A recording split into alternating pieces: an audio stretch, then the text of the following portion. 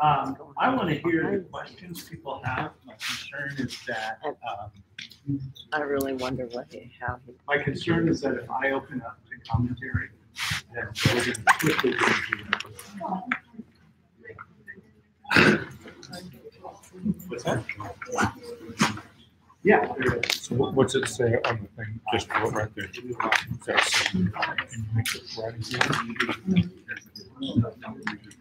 Yeah, you found a question. Yeah, it is really good. It's the best one I've had yet. Very filling, isn't it? Yeah. We're filming people talking about our documentary. Perfect. Sweet. Good. Okay.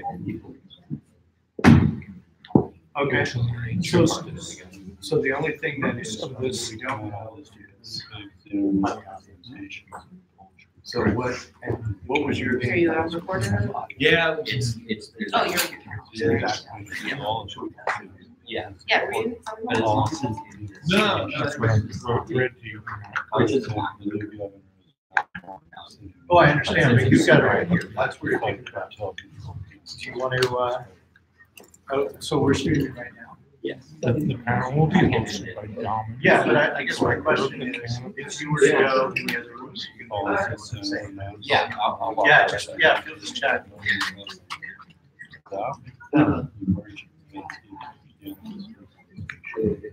Corvina is also affiliated with Searcher.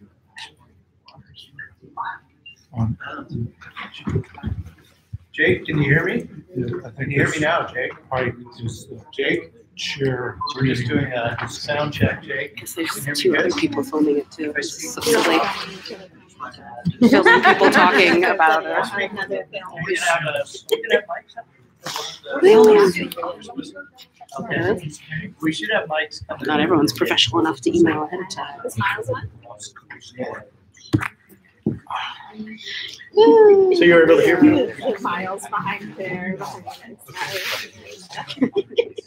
Oh. Pan over. Okay. Oh, Miles did tell me he I think the way he said it was he Michael Moored the Netflix crew that was filming like last year at the Board of Supervisors meeting. That he like actually did start filming them and then started asking them all these questions. Who are you guys? What are you Is it doing going to be on here? your lap, or are you going to sit next to it, or what's your game plan? Just as it is right now? Yeah. I could, if it's okay, I could sit right next to it. That's fine. Yeah. That'd be okay, just like peek over. Okay. And I can have this. Good. Yeah, what is this guy directed? Crime and murder. Excuse me. Just, yeah, no, Crystal, I know you're going to be on the panel. Emma, whoever is sitting with you here, just an FYI, this computer is going to be picking up the live stream. And so Jake is filming this and conversations behind it will get picked up, just as a heads up. So there are no secrets. You know, I'm here to listen. she's gonna be on the live stream. So I think we're ready. Yeah, From excellent. there, how do you put the pages? All right. So you just be quiet right now. Here, okay. Make it up here. Well, It's you never know where the road would Yeah. go. Yeah, I was wondering about that. So do you choose how you see things by page? Did you choose? Did you choose the format of how you see it? You see it in pages? Are you still working on your own personal page? Oh, I did. That's still on it. Not personal. Well, Okay, and then how do you make that one of your pages? Okay, you touch that and it turns into a page. Okay, so how do you get rid of it? Or they didn't leave it around. It's come with these three icons. What does that do? Was it a stage or Pages a now. Oh, What are those two pictures? yeah. It would be If I want to share this.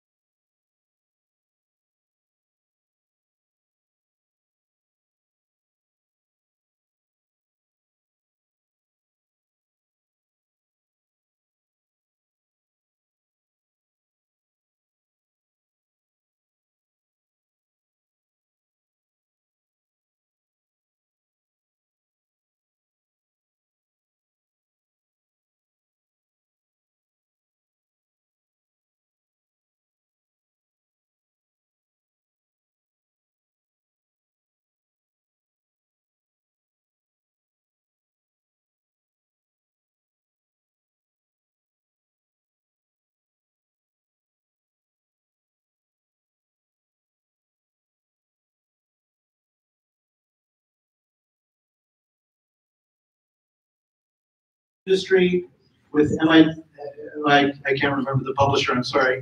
He's going to be speaking here on campus, location and time to be determined, and maybe I'll have that information by the end of this panel.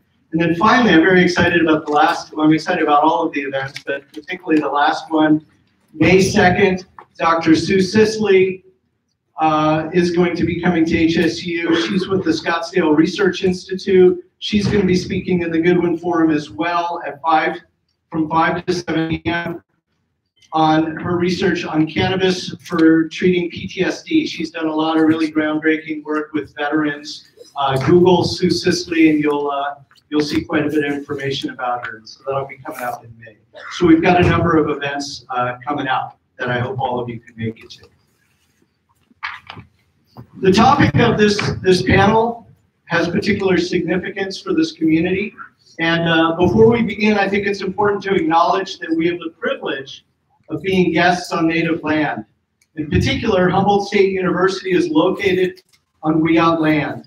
And it's also important to remember that the tribal communities in this region have deep cultural and spiritual commitments to the stewardship of this land. And for these reasons, the focus of this panel is particularly relevant to understanding how we make sense of how we tell our stories about the relationship between people and the land. Before I introduce the panel, just down here, I'd like to just say a few things about how Q&A is going to work, as well as some last-minute weather-related adjustments to the panel. So if you have a question for the panel, you may notice on the screen behind the panel, I ask you to go to slido.com, and just this random code, event code came up, H420, I don't know how that happened. And that would be the event code for submitting questions for the panelists. Also, if you're not as tech savvy and you don't want to, or you don't have a device to do that, you can raise your hand and an index card and a pen will magically appear, and that could be submitted. What we want to do is we want to prioritize at this event questions from the audience and the panel's ability to answer those questions. And if we have time, we will open the floor up to comments from the audience. As far as weather-related changes, our moderator, who you see now on the big screen, Dominic Corba, is joining us via our wonderful internet connection we have here in Humboldt County from Seattle, as his plane couldn't land in Medford due to snow yesterday. And Ed Denson is home with the flu. So if you're watching this live stream, Ed, we hope that you're feeling better quickly. And Rio Anderson has valiantly agreed to step in literally less than 4 hours ago and drive up from southern Humboldt. Also, Tara Carver was called out of town to Sacramento, and so we have Crystal Ortiz in her place. So some last minute adjustments to the panel. Now let me introduce our panel. Dr. Deidre Pike chairs Dr. Deidre Pike right over here. Chairs the journalism department and teaches writing, editing, advertising classes, and a new course called Humboldt and Popular Media. Deidre has a PhD in literature and environment from the University of Nevada, Reno. Deidre has been a newspaper reporter, editor, columnist, wine writer, mom, grandmother, pit bull lover, keeper of dahlia bulbs, and a lot of things. Amateur ceramicist. She's published 2 books, Media Literacy and EnviroTunes, Green Themes in Animated Cinema and Television. She came to Humboldt State University from the University of Hawaii at Manoa 7 years ago, and she's going to be here forever. All right. Hank Sims, to her right, Deidre's right, is the editor and founder of the Lost Coast Outpost, an online local news publication based in Eureka. He holds a master's degree in interdisciplinary social sciences from Humboldt State and another from the UC Berkeley Graduate School of Journalism. His writing has appeared in numerous local and statewide publications, including the Anderson Valley Advertiser, the North Coast Journal, the East Bay Express, and the LA Times. He's a more or less lifelong resident of the Emerald Triangle, having grown up in the Mendocino County town of Willits at a time when the cannabis industry was in its first flower. I like that. His life experience with the topic at hand is vast, as he has, in his time, graduated from being a teenage waste-away to a small-time grower, to a small-time dealer, to see if it's changed. to an amateur social theoretician on the local history of the cannabis industry, as well as occasionally journalist. To Deidre's left is Crystal Ortiz, who is a local business owner and is active in the cannabis community. She previously worked as the operations manager at True Humboldt before leaving to take a full-time position at her own family farm in January of 18. She's an advocate for small, sun-grown cannabis farmers and serves on the board of the International Cannabis Farmers Association. The mission of the organization is to empower traditional cannabis farmers for research, education, and advocacy. The board is made up of activists, cannabis farmers, and scientists with a strong vision. You can find out more about the organization at icfa.farm. And finally, I'd like you to introduce to our, oh, excuse me, I'm sorry, Mr. Rio. Where, I am.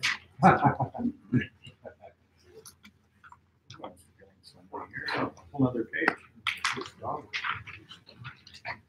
Rio Anderson, to the left of Crystal, is a lifelong community member of Humboldt County. He's a graduate of Humboldt State University with degrees in geography and economics, as well as having a minor in planning and interpretation. He's also a graduate of the Institute for Alternative Dispute Resolution and a staff member in the HSU Sociology Department. So we got to talk about that later.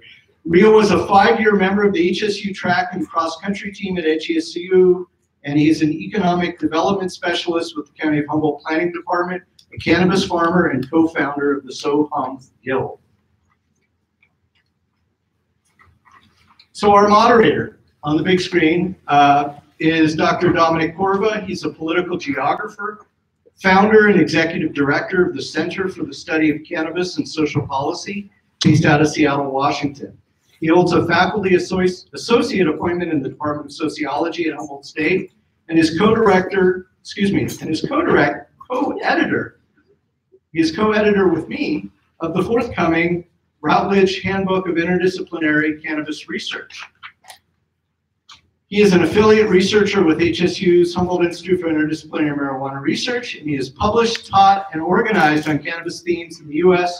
and abroad for the last 15 years, with previous appointments at Sarah Lawrence College and the University of Washington, Seattle. So thank you, Dominic, for agreeing to appear on the screen, although that wasn't the original plan. But I'm going to hand the proverbial mic over to you. So, thank you, Josh. Thank you so much, and thank you for organizing this panel discussion. It's turned out to probably be more timely and of community interest than we anticipated. I want to start out by addressing the connection between the panel discussion and the thematic series it's a part of. And I want to do that out of respect to the thematic series on social justice, but also because it's been a question I've been getting from journalists who've contacted me, asking me about the panel discussion. And I want to be fairly brief and not too academic about it. You know, my background is, in fact, studying global social movements, and I kind of came to Humboldt in 2008, 2009, kind of looking for what happened to the 60s. And I found a lot of folks who were willing and able to talk to me about that. And along the way, began to learn quite a bit about the cannabis industry and Humboldt as a place that's been really shaped by cannabis prohibition and markets. And so my response to that question for the journalist who asked, it started out really by saying that the social justice themes and issues we have today can be traced directly to the social movements of the 1960s in particular. The anti-war movement and the civil rights movement maybe being the two most prominent ones off the top of your head that you might be able to associate with. And of course, I choose those two because also those are two social movements that were explicitly targeted when Richard Nixon launched his first efforts of the war on drugs in 1968. I just want to read a very brief quote from former Nixon aide John Ehrlichman on the origins of the war on drugs. This was an interview with Dan Baum in The Atlantic a while back. He said, the Nixon campaign in 1968 and the Nixon White House after that had two enemies, the anti-war left and black people. Former Nixon domestic policy chief John Ehrlichman told Harper's writer Dan Baum for the April cover story published Tuesday. I'm not sure what year, actually. Just copied and pasted this. You understand what I'm saying? We knew we couldn't make it illegal to be either against the war or black, but by getting the public to associate hippies with marijuana and blacks with heroin, and then criminalizing both heavily, we could disrupt those communities, he said. We could arrest their leaders, raid their homes, break up their meetings, and vilify them night after night on the evening news. And so this is a quote that speaks directly to hippies and cannabis, and more broadly their left. But it also says something about the role of media representations in creating essentially domestic enemies or others against which the rest of society must be protected. And so the Humboldt variation certainly emerges after a short period of time as a new theater in both that disruption of those communities and the new social justice initiatives that they were pursuing, the anti-nuclear war movement and increasingly the environmental justice movement. And by drawing attention to the fact that those annual camp raids were especially useful as domestic propaganda on the evening news. It was very important to propagate a certain representation through mainstream media about these folks and why they were no good, really. A lot has happened since then, and I don't mean at all to say that these exact conditions are the exact same ones we have now, but I think it's interesting to trace those continuities over time. I think that the current hubbub around Murder Mountain as a series really kind of revolves around the issue of representation, especially representations that are now national and global, and maybe some policy implications from everyone hearing that maybe Humboldt is where everyone's on meth and murdering people. This isn't to say that there isn't a lot of truth in the series. It's about really what the series focuses on in terms of its representation of Humboldt and its communities. And to be fair to the documentarian, certainly chapter 2 in the series does focus, I think, more on the history of Humboldt and the foundations of the cannabis industry. But what I'm hearing, and again, I don't want to represent the community, are a lot of different kinds of representations of that community that aren't exclusively about essentially murder and vigilantism. And so I think that what's going to be important here for this panel is to allow space for the panelists and the audience to discuss those representations, because they have a material effect on your lives. I don't know that there's a direct connection at this point, of course, but it wasn't that long ago, just a week or two ago, that Governor Gavin Newsom decided to reorient the National Guard from the border, which is a manufacturing crisis, up to Northern California, with kind of a broad implication about Humboldt obviously being a key part of Northern California to combat illegal grows. I'm not saying they're connected, but I'm saying the representations that say this is what cannabis looks like in Humboldt County may make it more palatable to the rest of California to say that's a good idea. Let's go ahead and resurrect essentially militarized policing. So I think there's direct policy implications. I think that there's representational issues that aren't necessarily, but could include distortions or false representations, but certainly shining a particular light on a corner of the truth doesn't necessarily give us the whole house and the light in it. And so this is an opportunity to consider that and look at that. So with that said, with the help, especially the help of Tara Carver, actually, who was really actively engaged and really wanted to be here and expresses her apologies for not being here, we came up with 3 fairly broad questions to open it up, open the night to the panelists. And we'd like all the panelists to take a stab at addressing one by one on the 3 questions, and then go from there to audience questions. Now, Josh, I have a slight logistical issue with not having the questions up on this screen. If you gave me a moment, I could pull it up, or do you have those more easily available to you right now? I've got them right here. All right. Do you want to go ahead and read out that first question, and then we'll let the panelists take them, and we'll start down there with Hank. And it's no accident that we have 2 journalists on this panel, because we're dealing with essentially, media representations. And it's important for those people with that expertise to address those. And the first question really is about that. Josh, can you ask that question, please? Yeah, the first question is, how do you think local press coverage has shaped public perception of the cannabis industry? There we go. How do I think local press coverage has shaped impressions? Was that? Oh, there we go. Okay, I just gotta hold it up. How do I think local press coverage has shaped? I think this is a bit different than the question I remember, but honestly, I don't think local press coverage in Humboldt County is aimed at Humboldt County people.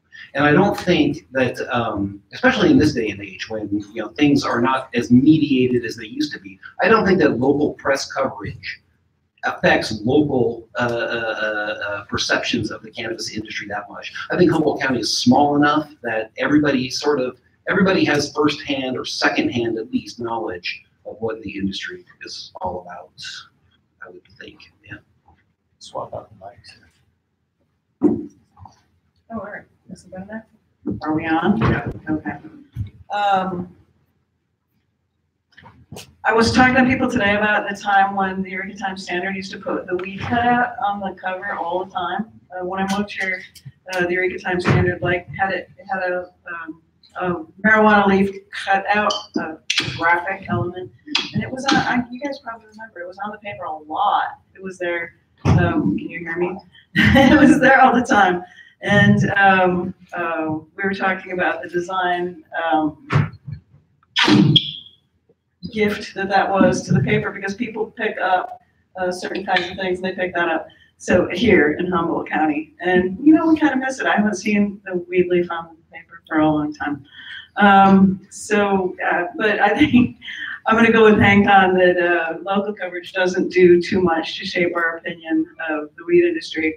My students were telling me about various TV shows where they get a Humboldt reference. I teach a course called Humboldt and Popular Media. And the students will find in random things from Orange is the New Black has a Humboldt character, of course, that teaches yoga and grew weed here. And I can't remember, there was another show that a girl just watched, and they were picking plants in the forest, and the girl says, "This reminds me of my time in Humboldt."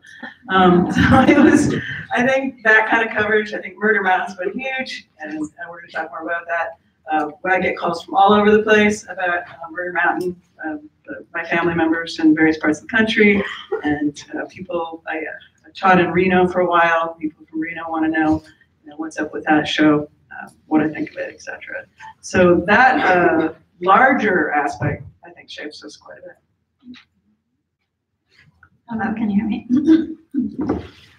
So as a local resident and someone who is impacted by the local press on cannabis, I would disagree with both of your perspectives on that. And local opinions and local press has shaped the worldview of the people who live here in an ability to create discord or to create discontent or to create a feeling of the haves and the have-nots, or to build on this divide amongst our community. More because cannabis was often in the crime section. And the cannabis leaf on the cover sold newspapers. And Jack from the McKinleyville Press, I remember talking to him directly and him saying, "Crystal, if I put a pot leaf on the front page of the McKinleyville Press, I'll sell all of them." It just is what happens. And so when the representation in the press over and over and over is negative, and is cannabis in the crime section, and I would bet if we went back through the last 20 years of press clippings of cannabis on the cover in any of our local press or local newspapers, we would be hard pressed to find any positive representation of the cannabis community or of cannabis as a medicinal plant in general. And so I think that locally, the local press has had a responsibility or a perspective, I guess I shouldn't say that word, has had an impact in the way that our community relates one side or the other. And instead of creating a system of cohesion where, like Hank said, every one of us we're not one person away from the cannabis culture or cannabis community in this county, instead of finding a way to bridge our likeness, it has built on the fact that we are different and that what we do for our kids is different than what they do for their kids or what our jobs are compared to what their jobs are. And I'm glad to see that changing, and it has been changing. But I think that local press should recognize that you do know that you do shape culture and you do impact culture. And locally, the cannabis being only in the crime part of the newspaper has had an impact on our culture. Yeah, I would agree as well.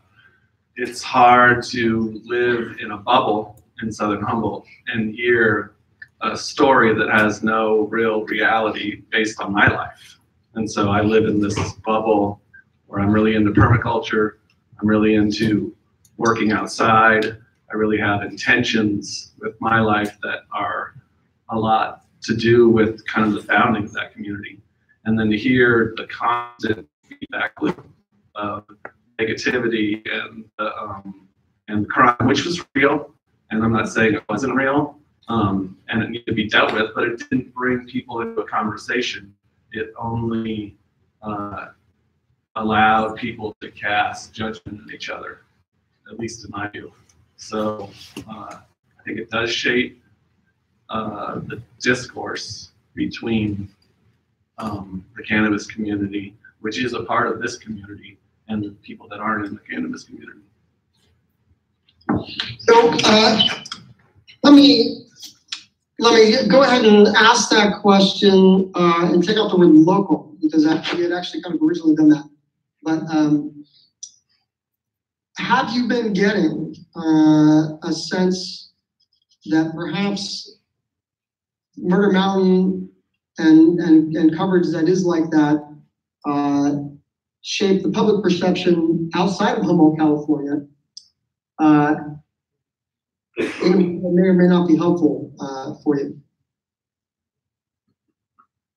So what does it matter what other people think outside of Humboldt County about Humboldt County when it comes to media representations? And give examples if you can. Well, I would say that, yeah, I would say that, yes, definitely Murder Mountain has shaped, and stories like it have shaped perception of Humboldt County outside of Humboldt County. My wife, who has relatives in Los Angeles, got calls after the show's like, yeah, oh my God, are you okay up there? Are you going to, everybody's getting stabbed? Hold it closer. Okay, yeah, there we go. Okay, yeah. Okay. Much closer. Okay. So yes, definitely, like I would say, like outside of Humboldt County, that these are the stories that people hear about Humboldt County. Does it affect Humboldt County? Certainly it does. I would imagine. I know that people in the marijuana industry in particular are sort of sometimes facing a backlash. They face sort of competition from industry in Oakland, in other places, saying that growing outdoors, growing in Humboldt County is unsafe. There have been stories that I've seen in the wake of Murder Mountain saying like, what your blood cannabis, your cannabis is watered with the blood, and things like that, definitely. And Humboldt County as a whole, like outside of the marijuana industry, like it shapes perception of Humboldt County. So certainly those things do have an effect. Yeah. I feel like we could go back and forth, and you guys could address that perhaps, and then You want me to? yeah, would you? That'd be great. Sure. So in 2016, and Rio has had tons of positive press too, so we can kind of share a little bit of those stories. But in 2016, somebody was coming through Humboldt County from NPR, and they were looking for somewhere to camp. It was midsummer, and there was no camping in the Avenue of the Giants. And so my farm was on the Avenue of the Giants. I said, why don't you just camp at my farm? You'll be fine, I promise. And so he came through to do some story on, I don't know what his story was, but when he came through, he camped at my farm. It turned out that the California report then became simply about his experience on my farm and how different it was than what he expected. and eating spaghetti at the table with the kids in the field and how beautiful it was. And when that aired, it was international, it was a California report, NPR. I got call after call after call of friends from all around the world, my more intellectual friends that listen to NPR, about how they wanted to come. They wanted to visit. They wanted to see us, how proud they were. When Murder Mountain aired, I got dozens and dozens of calls. Are you okay? Oh my God, I don't think you should be there. You know, are you sure you're okay? And so while Murder Mountain had such a broader reach because it was Netflix and it was, you know, Murder Mountain, both of those stories showed me an interaction. And of course, Humboldt is in plenty of popular media all over about Humboldt this, Humboldt that, always relating to cannabis culture. Oftentimes, the stoner kind of white boy perspective image is usually what is portrayed behind that. And so I think that the perception of media and of Humboldt County is kind of current. It's shaped with what they hear, what they see right then, and then it will kind of go away into the, you know, into the background and become Humboldt and cannabis again. You know, so. Well, I'm glad that you were there for the California report. So that's awesome. And certainly, I think that's a great example of how culture is shaping our storytelling. It shapes our culture, and there's a feedback loop of shaping going on. So people see your story in the California report, Crystal's story, which is positive and good, and they have a positive, good image about us. It's kind of obvious. And Murder Mountain scares the bejeepers out of them, and they worry about our safety and our personal well-being. So there's a George Gerber quote that he who tells the stories doesn't need to worry about who makes the laws. So I think the ultimate takeaway from some of this is that our view of Humboldt and the outside view of Humboldt becomes a legal problem for us. And in this, you know, in the case of Gavin Newsom ordering folks up here, is it possible that this was related to the scary danger of Murder Mountain or other kinds of media representations that people hear about, and they, wow, it's lawless outlaw culture up there, we need to fix that. So there's a lot of takeaway for that on the impact of the cultural storytelling. So that's, I mean, what I do is look at the narratives in these texts and examine them for what kind of impact they have on the way we really see ourselves, and then on the outcome in the laws and how we treat each other, and tourism even, for that matter. Which is what I was going to address. The week following Murder Mountain's release, I'm on the board of the Southern Humboldt Business and Visitors Bureau. We had 4,000 hits on our Instagram page or one of our social media networks of people looking into the Elevate the Magic campaign. And that's a total positive view of Humboldt, about really nature-based, elevating the magic of what is Humboldt. And so for every media sensation, there's also, people are going to want to seek out the real story, I think. So, I mean, they say no media is bad media. I think that, you know, people want to seek out additional information. So I don't see it all as bad, but I agree that the story is more important than anything. And the fact that we haven't done a good job of telling our own story, especially the founding generation of Southern Humboldt, we haven't really shied away from telling the world about what the, I mean, there was a 6-year period in Southern Humboldt where nobody worried about money. We all met up the river every day. Everything was peaceful. I used to run around town, riding my bike, wouldn't come home till after dark. It was like an exceptional moment in history. And those, it's like the Wild Wild West was only a few years, right? There was like those few years of Southern Humboldt and still define a moment in time which we're all trying to get back to. So that story hasn't been told. Rio, for the sake of the audience, which 6 years were those? 75 to 82, maybe right before the drug wars started. Maybe a few years into the drug wars, we still all got away with it. So let me have one last follow-up to this question, which is, I mean, obviously there are news cycles, and some things, you know, enter the popular imagination and stay there for a little bit, and then they go away, and then the next story gets told. But can any of you think of any examples of press coverage that you would recommend to folks as a, you know, balance or complement or counter narrative to Murder Mountain?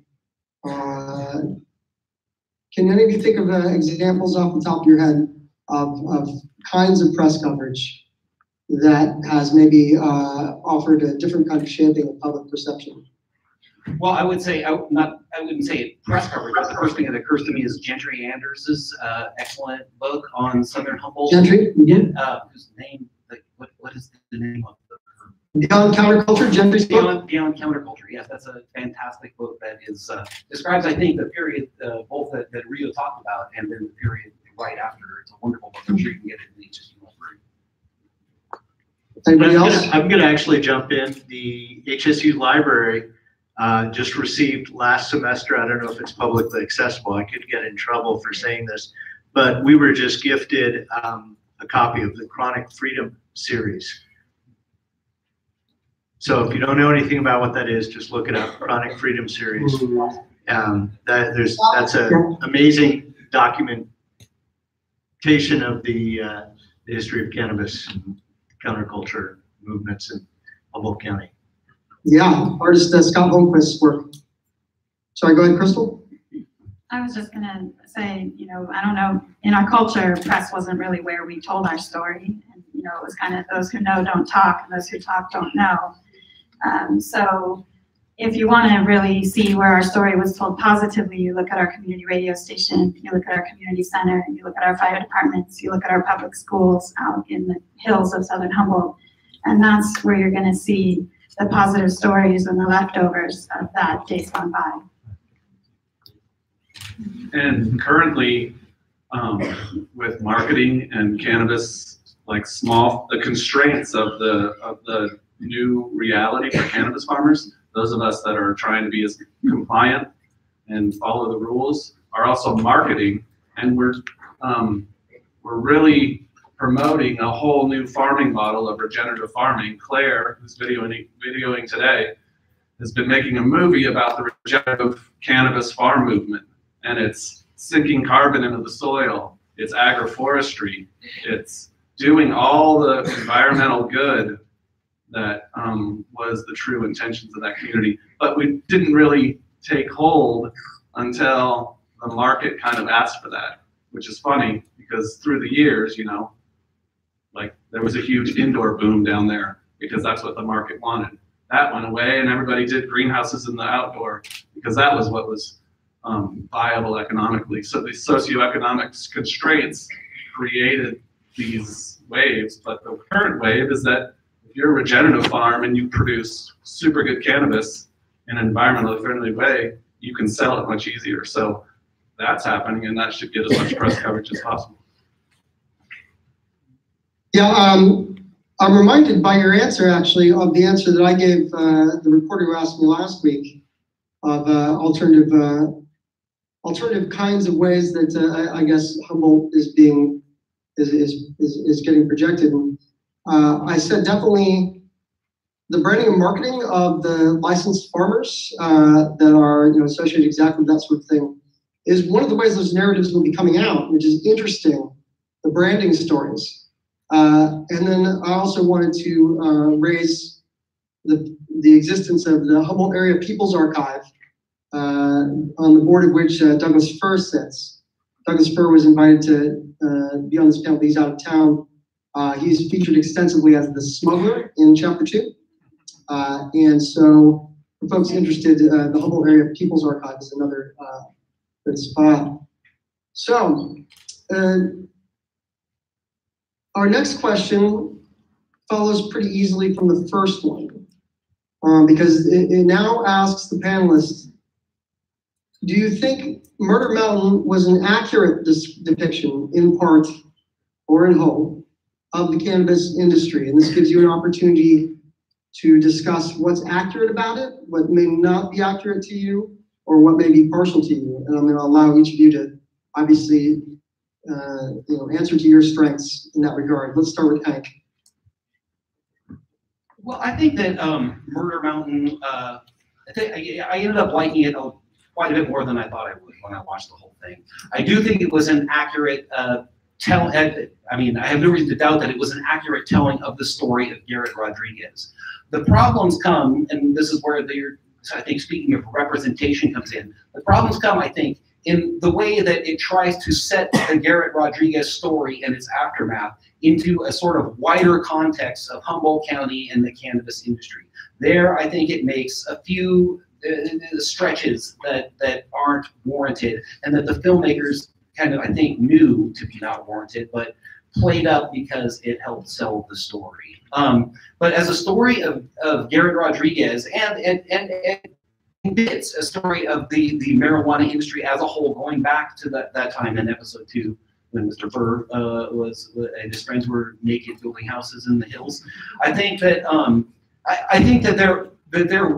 the filmmakers did make an effort to try to place that particular period, 2013, 2014, when the events of the Garrett Rodriguez case took place, into a wider timeline of marijuana in Humboldt County. I think they made an effort, a good faith effort in certain ways, but I think they really fell short in other ways, talking about it. And I can talk about those more, but I don't want to talk. We need to talk. You don't want to talk. I don't know. I have absolutely no clue whether it was accurate or not. I don't know much about Humboldt, Southern Humboldt. I've lived up in Northern Humboldt, and I've been here for 7 years. So that I can't speak to, but I can speak to some of what I saw going on in that story that they tell. And it was the story of Garrett Rodriguez and this Ocean Beach kid who comes up here, a young man, and loses his life. But as Hank's pointed out in other venues, Los Coast Outpost, it's become a missing person story that is representative of all the other missing person stories, of which there aren't really as many as we've heard. And you can speak to that better than I can. The story seemed to me to be predicated on that act of violence as an indicator of all the violence up here. And it demonized, I thought, the marijuana industry.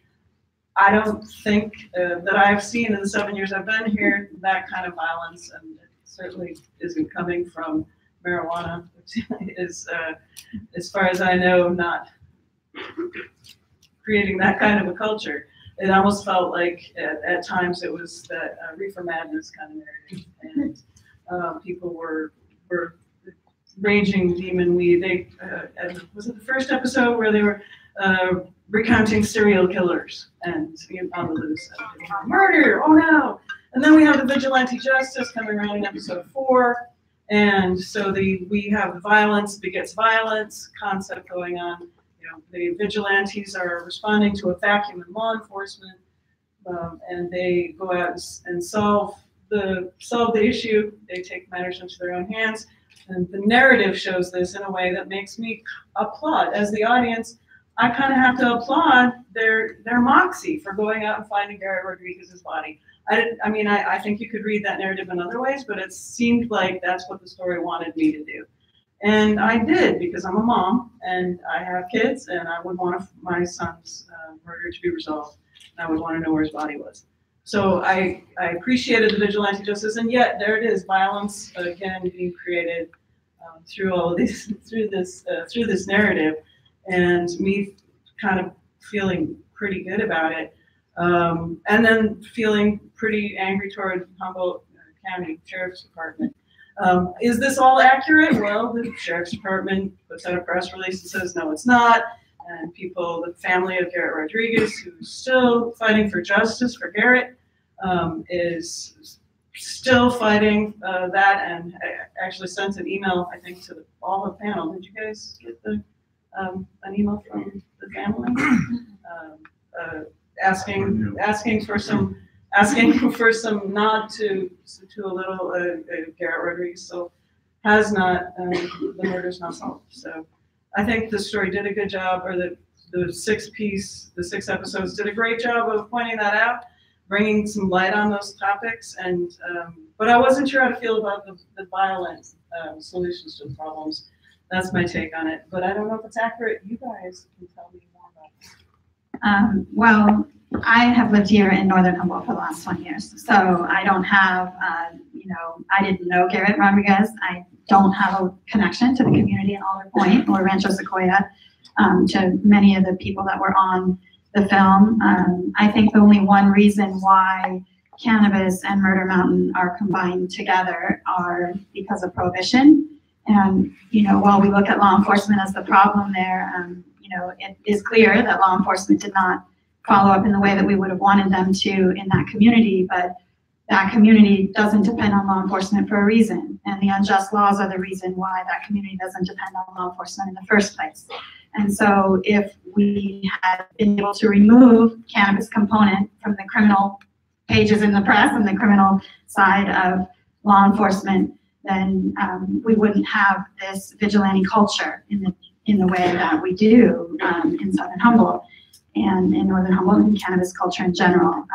I don't relate to the culture in the show any more than anyone else from Humboldt County. I think we have more in common as Humboldt County residents than we do in the cannabis culture with those people.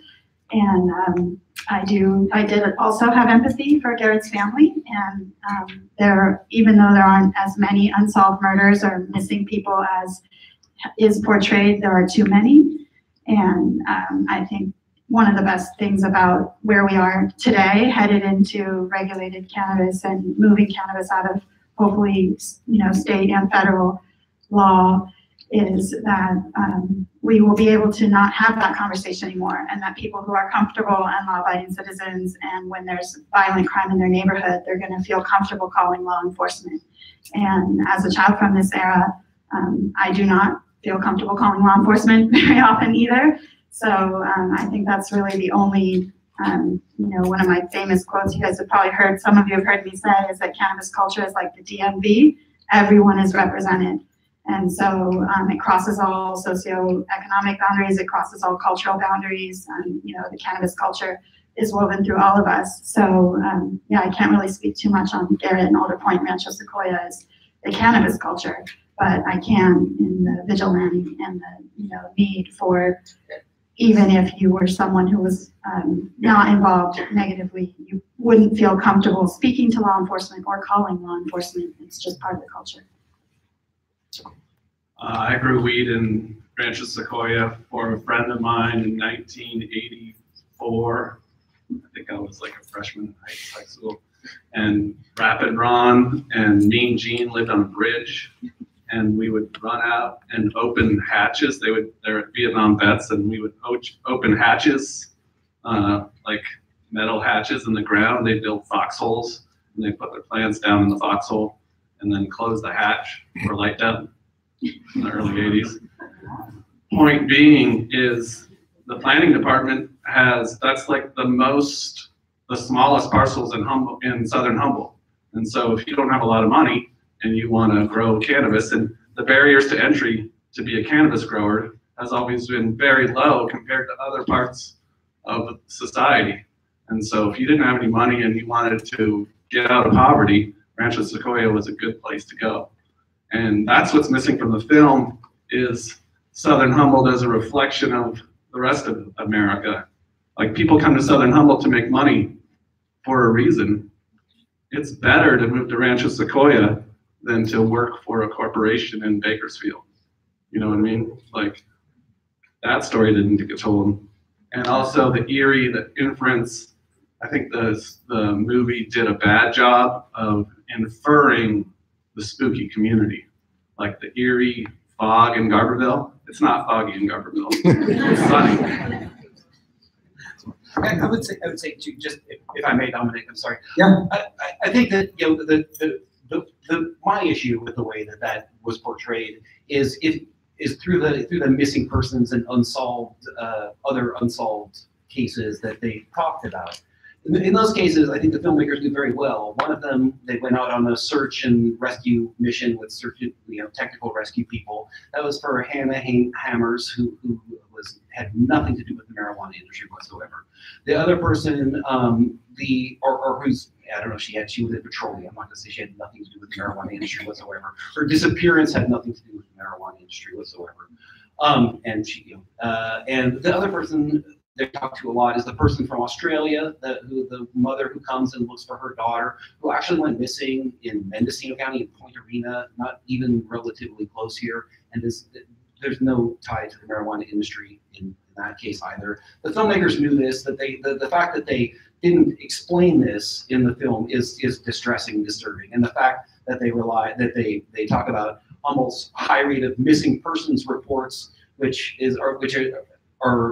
are very different than missing people as we think of them and as the film portrays them. And I don't know if this was in the film, but I know a lot of the people in the film, and they're customers at our store in town.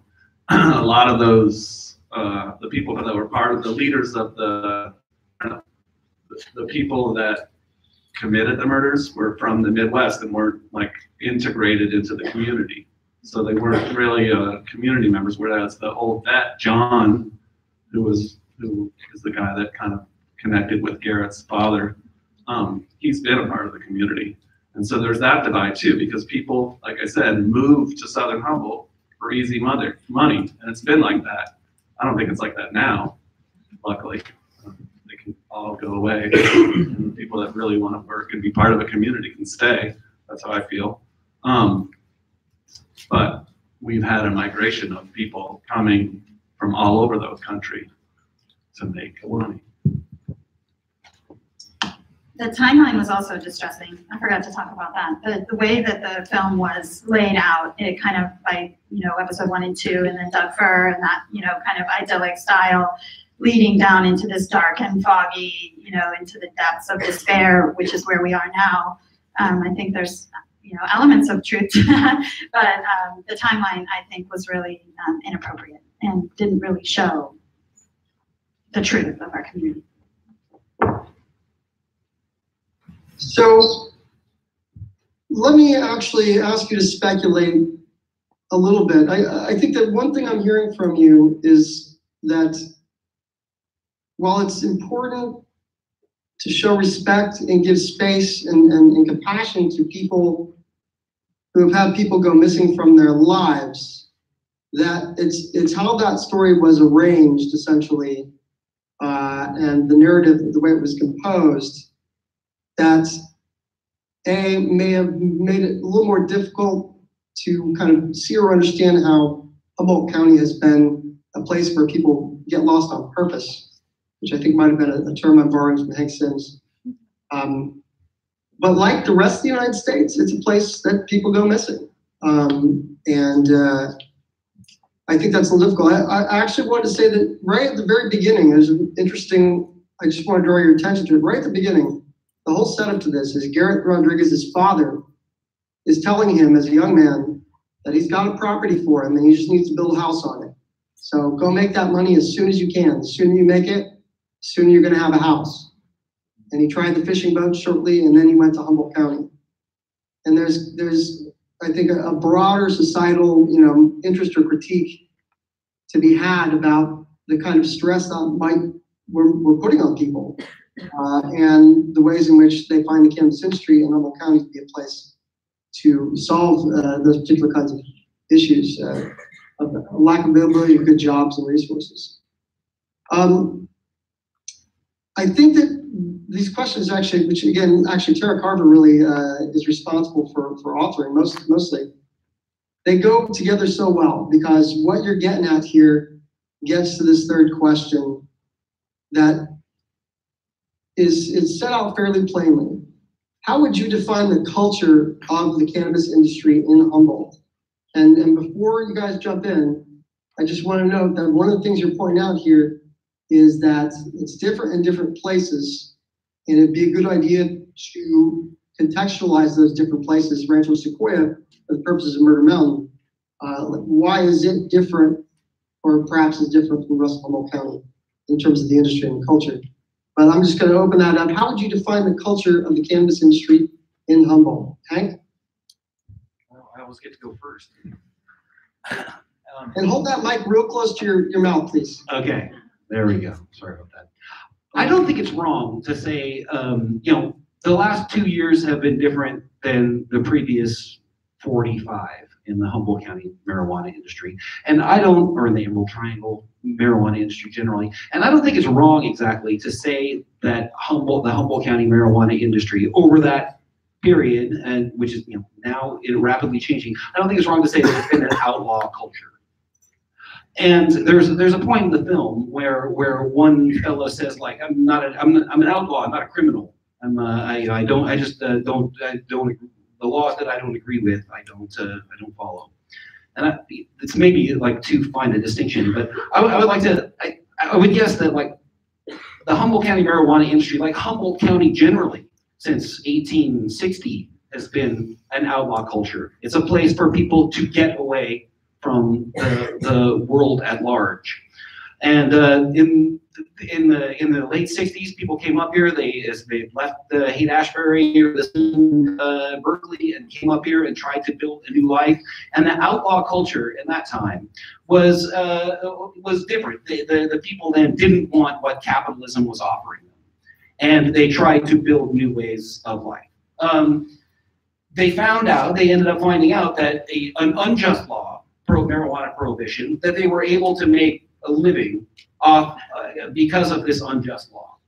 And I think that, so they're outlaws in that sense. They didn't believe that prohibition was just. They felt that morally justified in growing marijuana to feed their families. And back then, it wasn't much more than feeding your families and paying your mortgage. Things started to change a little bit, I think, around 1996, when Proposition 215 passed, and the gray area of the law ended up changing it a little bit, changing the culture a little bit. I think that there was a time then in 1996, people came to Humboldt County not to build a different way of life, not because they didn't want what capitalism was offering them, but because they wanted what capitalism was offering them, and they wanted to get it as quickly as possible. That's more what I call not outlaw so much, but criminal. And there are certain strains in the marijuana industry today, as depicted in the film by the sort of the guy with the bandana, maybe, who is a strange and dubious fellow. There's certain strains in Humboldt County certain strains in the Humboldt County marijuana scene, the Emerald Triangle marijuana scene, maybe dating from that time in 1996 when things opened up to people, the green rush, people flooding in to make a bunch of cash to buy nice things for themselves. There's a strain that knows that the law was unjust, but wanted to remain because it let them have a sort of franchise over the production of marijuana. It let them maintain their position. People going legal now. Nowadays things are changing. People like Rio, like Krista, are working and to be part, to get beyond the unjustness of prohibition. Yeah.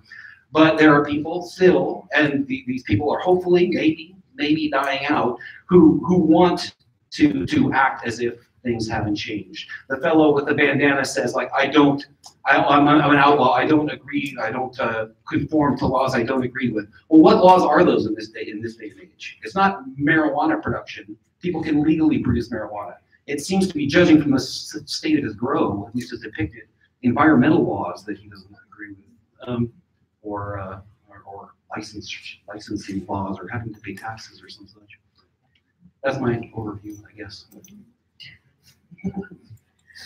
That's kind of a lot to follow. I can't remember the question. How would you define the culture of the cannabis industry in Humboldt? Oh, right. that's not something I know much about except for secondhand. And what I know secondhand is that people who want to continue in a business that they've been doing for a long period of time have a difficult entry barrier to that through licensing that seems to make things a little out of reach for folks. So I feel like people who want to make a living doing this now are faced with that. I'm going to be illegal or I'm going to be broke. I don't know, but I mean, that's one of the narratives of Murder Mountain. It's something I hear from neighbors. It's something I hear from students here at Humboldt State University and folks in the community where my kids go to school. So I think it's gotten kind of hard for Humboldt. I know also my artist friends are out of work because no one's buying their art anymore. There's a whole lot of ways this is playing out in our community. We don't have as much money. So I think that's going to impact everybody. It could impact this university. You guys are going to know more about this than me, however. Why don't you take a stab at it? Thank you, Deidre.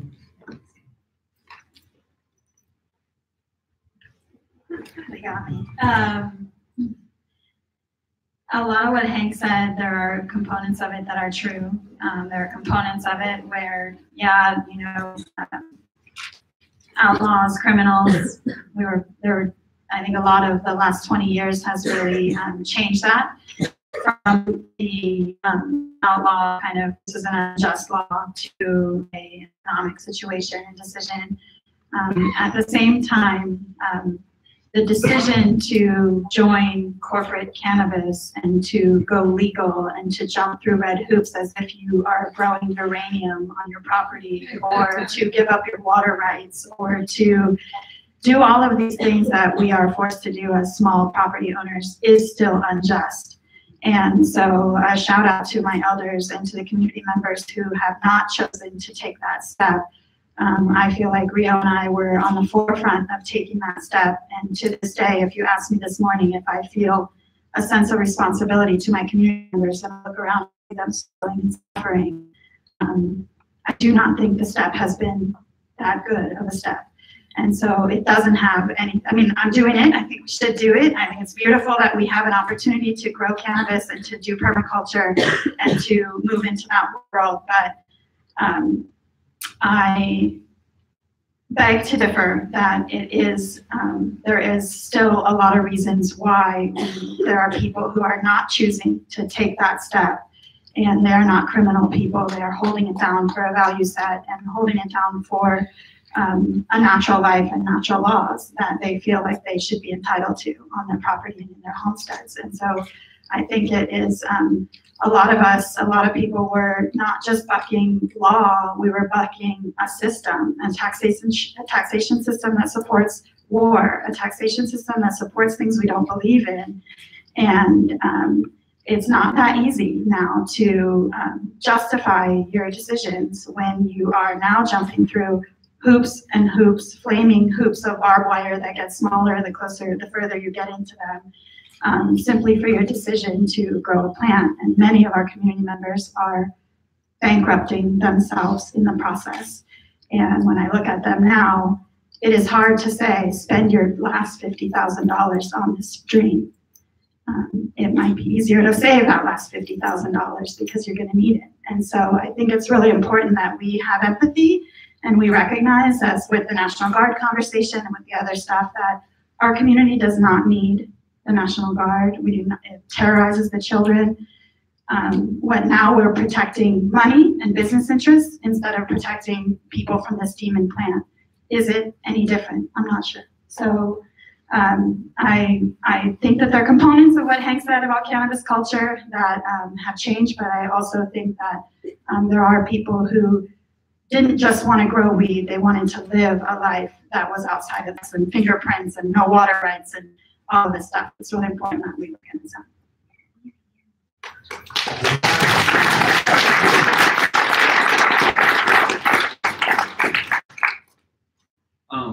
Being from the community, and that's what we call it, the community, I've never been another place where I can point out all the people I know in the audience, and there's an unspoken empathy and connection that I have with those people, and it doesn't exist for me in other places.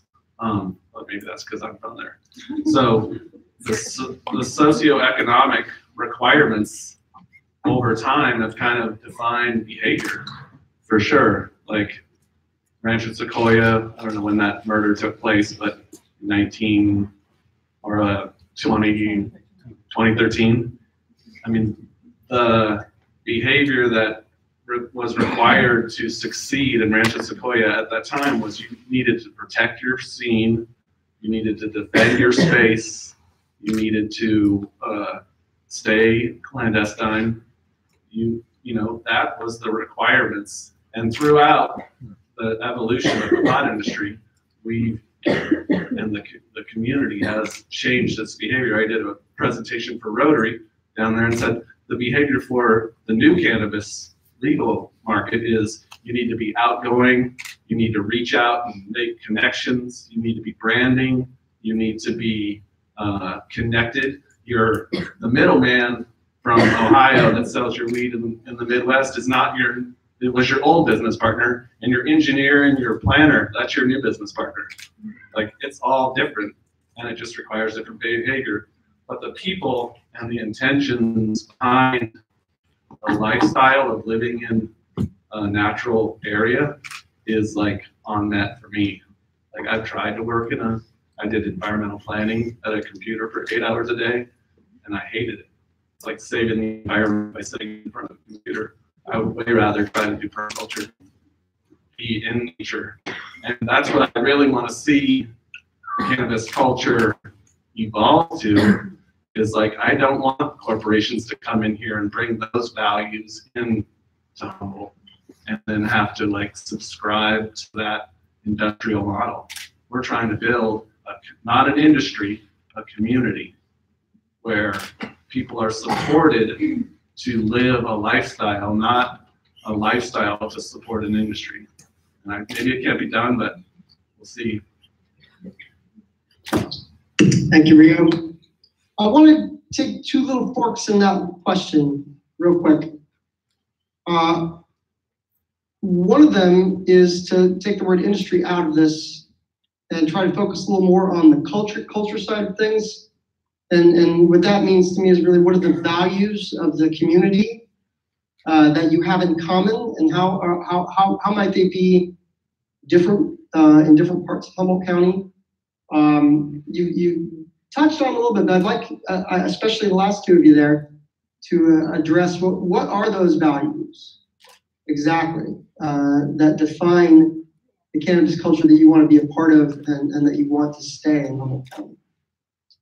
We did a values conference in Southern Humboldt where we brought 140 members of the community into the Mateel, and we did a 3-day process where we expressed our personal values, and then we, which all I learned at the sociology department at Humboldt through and Cascadia.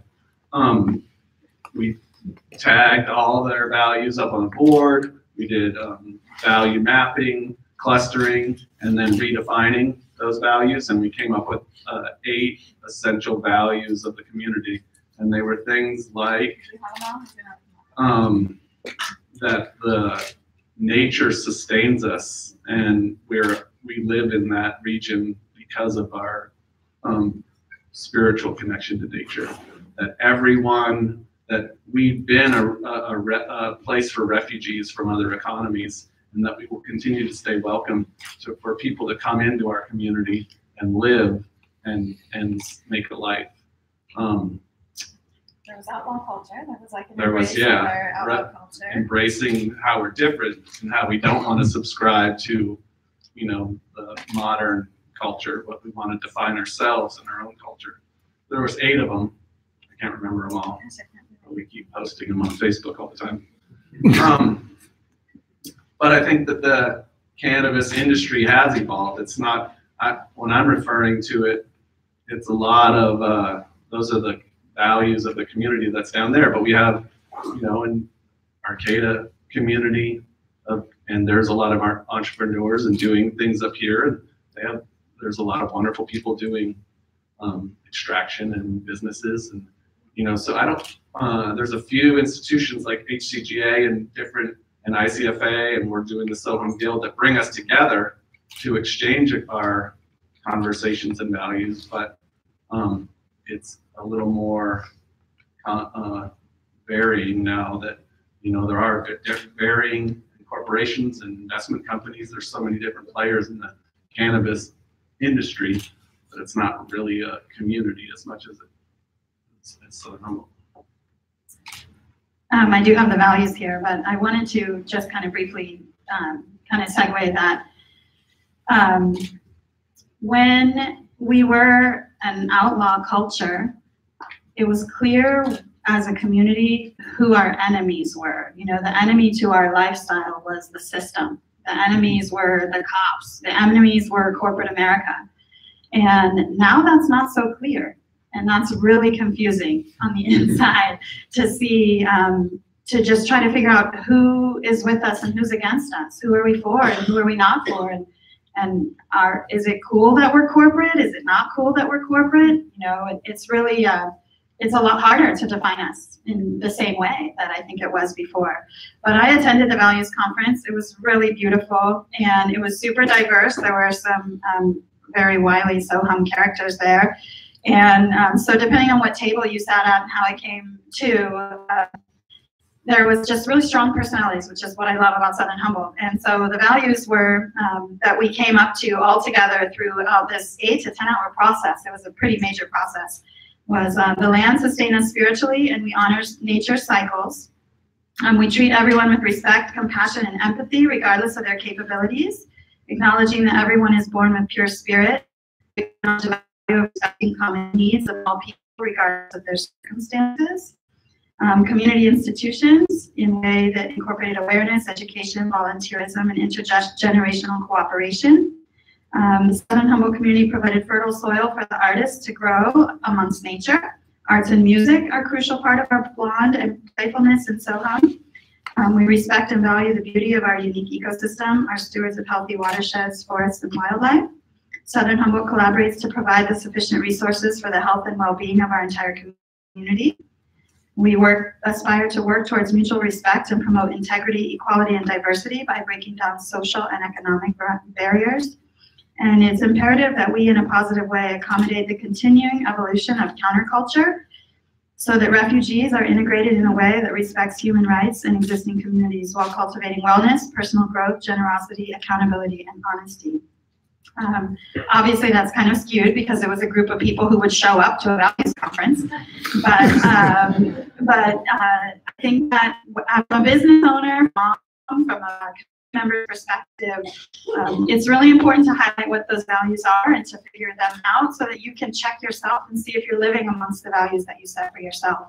And so I found it a really profound exercise, was really appreciative for it, and in turn went back to my corporate structure that I was building at that time, integrated values into my corporate structure. And so I think that it'd be awesome to do that as a community here. It's pretty clear that cannabis culture was very present in that room in Southern Humboldt when we created those values. So that's kind of as close as I can get to cannabis culture in general. I see a sequel or an episode 7 for Josh Zeman, Values on Murder Mountain, or Values Mountain. I don't know, something like that. I love it. I appreciate what you guys are doing, and your care and attention to the environment is particularly important. I think that's the one thing that I felt legalization could bring would be the just a restoration of some environmental values. I know that folks grow weed. I live near Blue Lake, and there's a lot of runoff into the Mad River. It's quite polluted, and I'd love to see a legalization, a marijuana culture. My value would be as is yours as a permaculture. And to see folks embracing that in a way that they could also grow would be fabulous. I can address that. Yes. Quick. Go ahead. Like that runoff. It's education. It's a community, right? So people, like I said, 2013 Murder Mountain, you had a certain set of skills to survive. And now we're so slow to really teach those skills because we're still a divided community. I mean, the Measure S budget for where they're spending that 20 million is not coming back to the communities that money's coming from. So where's the re-education? Where is the training? Where is leaders that want to help all my friends in Murder Mountain that helped me in 1984? Like, when are we gonna solve issues and get to that? It's gonna be it needs to stop being, the way the agencies treat us, it's still like we're outlaws. Like the DFW tax, if you have a slide on your property, you're charged $5,000, and that's a holdover from when you were a criminal. But now they've rolled it into the new thing. So if you're a cannabis grower, if you're not a cannabis landowner and you have a slide, you don't get that fee. But if you're a cannabis grower on land, you just get a $5,000 fee just because you grow cannabis. So the modern culture has to change if we're going to change and solve those issues.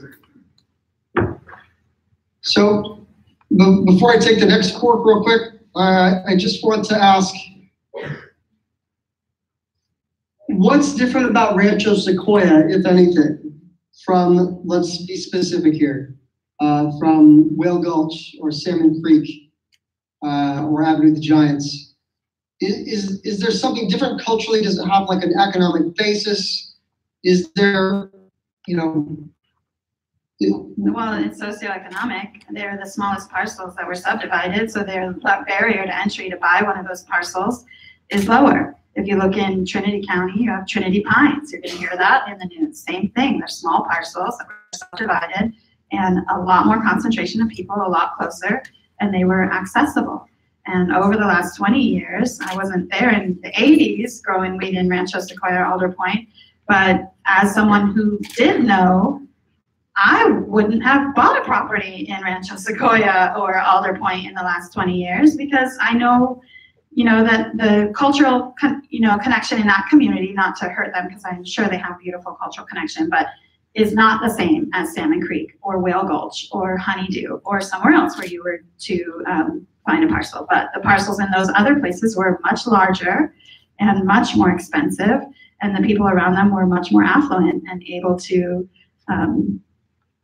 purchase them, and so they weren't really available to us. And as you get your community more affluent, typically environmental standards increase, cultural standards increase, what kids want, what people want for their children, what kind of schools they want to go to. That changes. So we're talking about socioeconomics, I think, is the main difference. Yeah, I was definitely begging that answer for that question. Because what I'm hearing here is that, part of what's being broadcast in terms of representation about Humboldt County is a place where there's more concentrated rural poverty, perhaps, than other places, that's less educated and so forth. With really, if you use the jargon of the present, it's the least gentrified, perhaps, rural area in Southern Humboldt. And so my question really is that how do you engage and integrate these culturally differential places when you've got, in particular, this common kind of environmental stewardship value that seems to come with wanting to stay here and be here for a long time and raise your family here? How do you do this without basically telling them, too bad, go away, we don't want you here?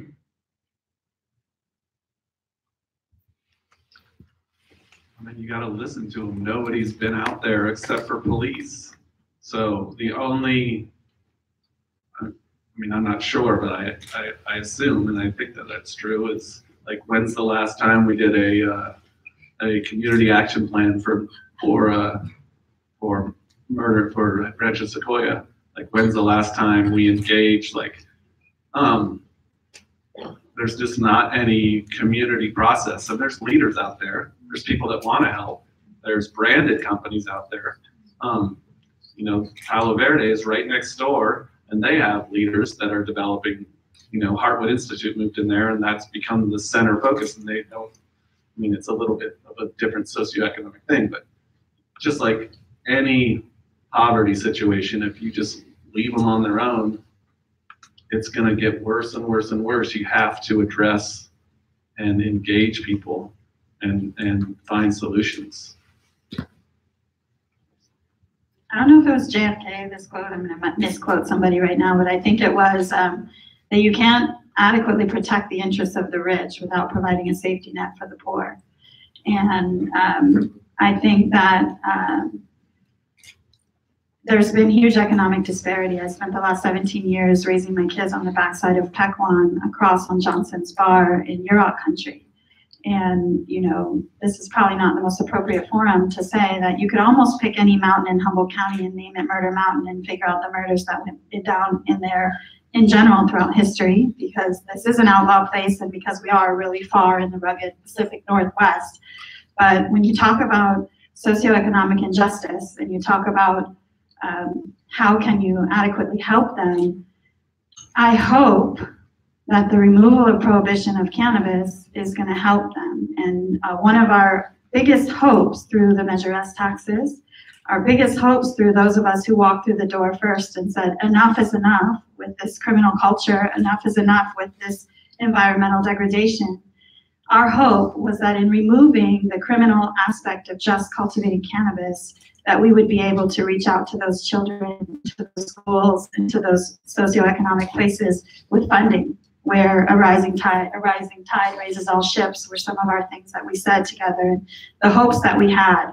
And I hate to feel doom and gloom at this point. It doesn't feel very much like that is a reality at this point. But we are in a change right now, and Humboldt County is going to change really drastically in the next few years. I don't know how it's going to turn, but I do feel like the commercial cannabis production is going to leave this region, and it couldn't happen any sooner, really. And the return to values-driven and permaculture and regenerative and branded and stepping forward and showing ourselves is the best hope we've got. And if we can do that and we can pull it off, hopefully we can now reach out to those communities with funding and figure out how we can make sure that those people get the education they need, get the nutrition they need, and get their roads and their culverts and the access to the world that they need. That's the hope that we have that we've been burning through this regulated cannabis world.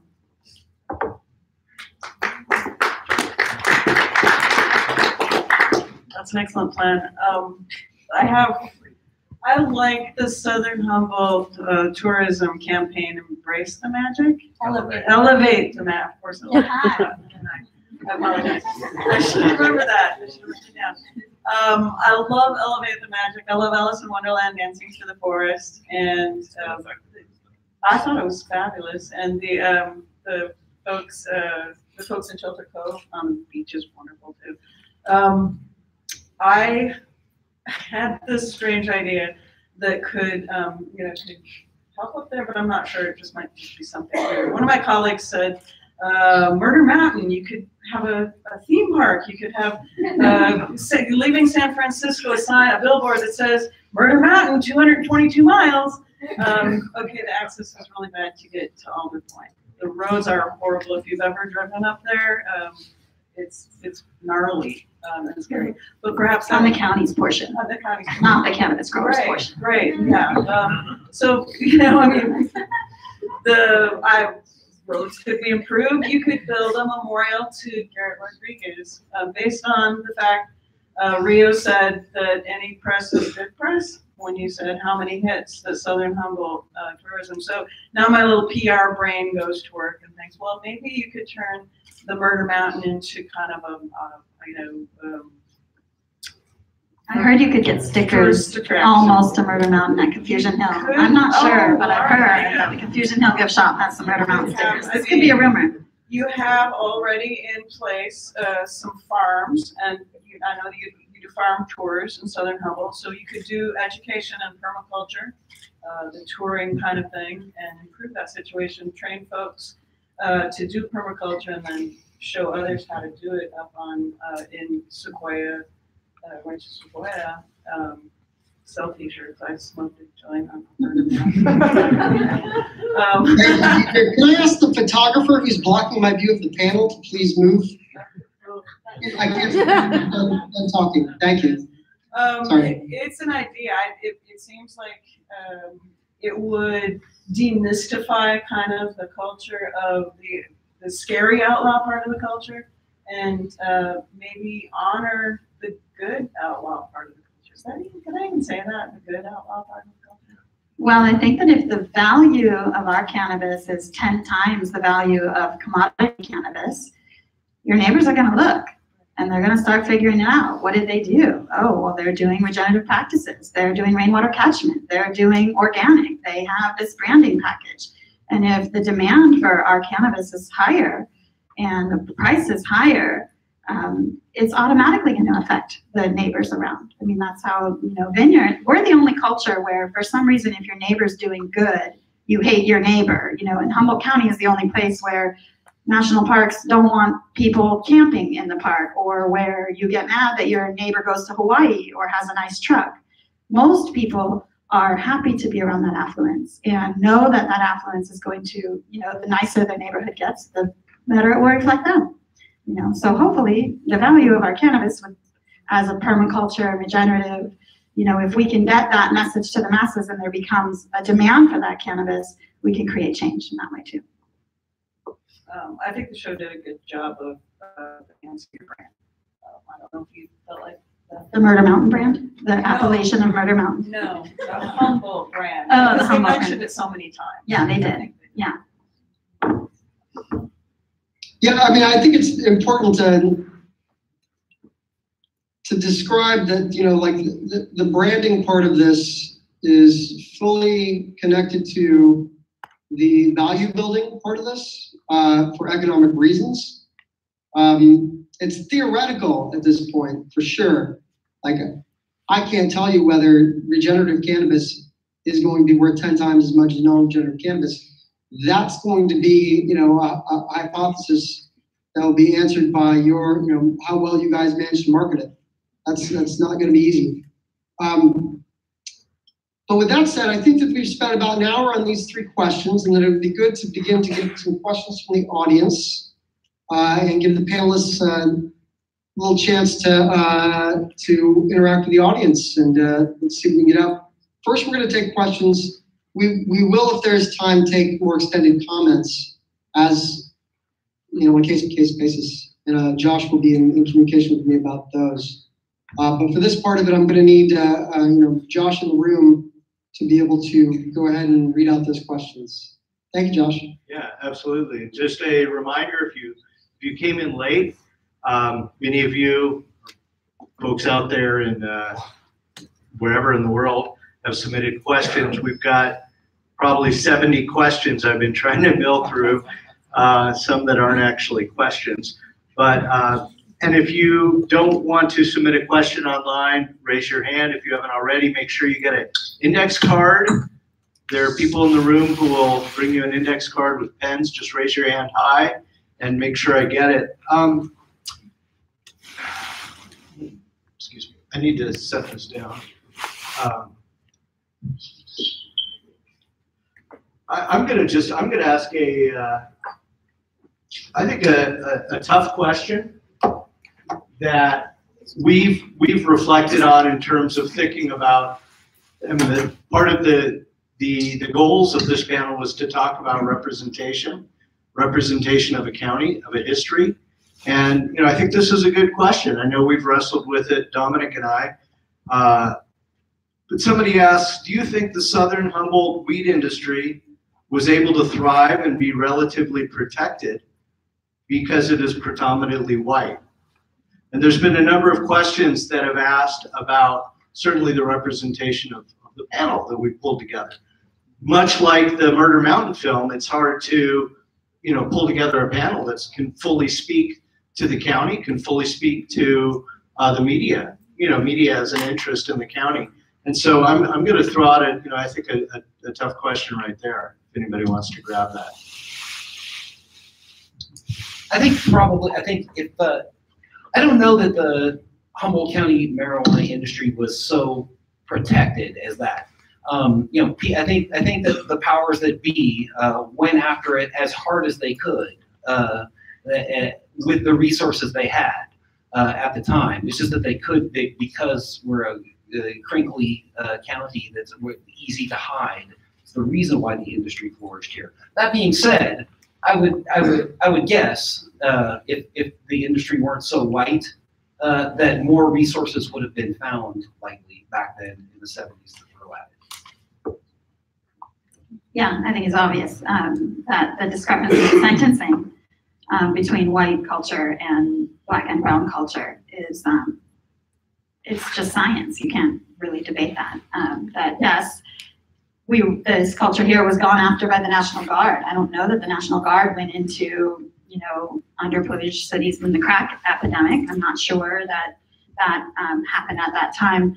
Law enforcement did and has, but the sentencing disparity, unless you were picked up federally, obviously locally we're going to have a local jury. It's going to be predominantly white. We're going to have local law enforcement. I think that bigger risks were taken here because the culture was predominantly white. Yes, so that would be my opinion. Growing up down there, I had a weird sense of racism because the only black people I knew were Rastas, and like friends, so it didn't make any sense to me. And there wasn't like a striving to get ahead. So nobody was, everybody had a job and nobody wanted a job, right? So there wasn't this like classism thing. And so going out and doing sports and seeing how other cultures and race relations and coming here to Humboldt, it was trippy for me. But I'm just throwing that out there that racism, it wasn't, it was weird to see it from the back end for me. And I don't know. If I was president, I certainly wouldn't go after black people. As a daughter of a Puerto Rican man who was black and brownish in northern Mendocino in the late 60s or in the late 70s and 60s, we were the brownest people around that we knew of. And aside from Jim Jones, who was a neighboring parcel, and his Guyanese people that were there. And so after leaving the golden era that he talked about from the 70s to 82, my family did not survive the camp wars in 82 intact, and my mom escaped with her kids somewhere else, and I didn't come back until I was grown from college. Or from high school, and at that time when I did come back, it had been 15 years or 14 years since I'd been in Mendocino. I stopped at the Napa to get windshield wipers put on, and the guy at the Napa, just by looking at me, knew that I was my dad's daughter. And so I think that race does play a role. I think that Rio's perspective is true. Kids that were raised to love everyone didn't have racism, but I think that race has played a part in the drug war from day one. I was on the phone with someone from outside of here, and they said, "You have a lot of white people up there." And I said, "Yes, we do, and a lot in the documentary. Indeed, the murder map was very white, but there was a person who wasn't, and that was Garrett Rodriguez. And I wondered, and I've wondered that for a while now since I watched the documentary, if things had been different, if he were a white kid, or if his last name was Rodriguez." If the Humboldt County Sheriffs would have done something differently, instead of telling his parents basically that, or his family that he's just an outlaw and he's going to be suffering the fate of that, basically, which is what they were apparently told. I can say that throughout the cannabis industry, we have people from all over the world that work for us. And so there really isn't a racist tone to the cannabis industry. At least, we've had people from all over the world that worked for us and lived with us and, watch our children when we go to town. So I don't know if that's in pockets, might be different, but the overall tone and history of it has been very interracial and intercultural. I'm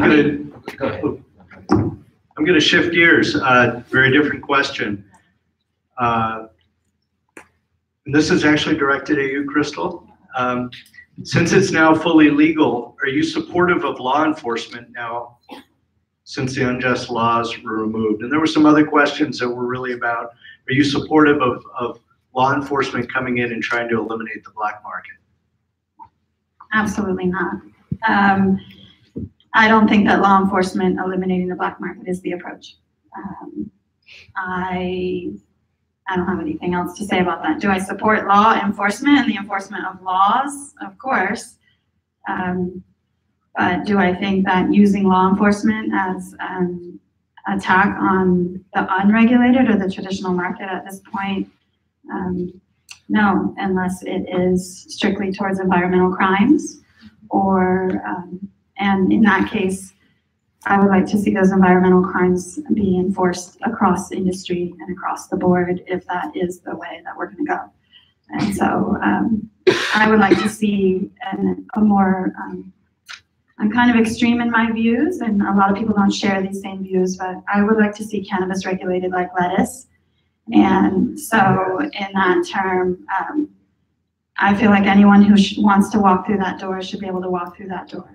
And if they can prove that they have the environmental awareness and that they have the water and they have the storage and they have the things they need, I think that the barriers to entry should be as easy as walking in the door and filling out a piece of paper and expressing your interest. And so I think if we did that, then we wouldn't need law enforcement at all to deal with cannabis regulation.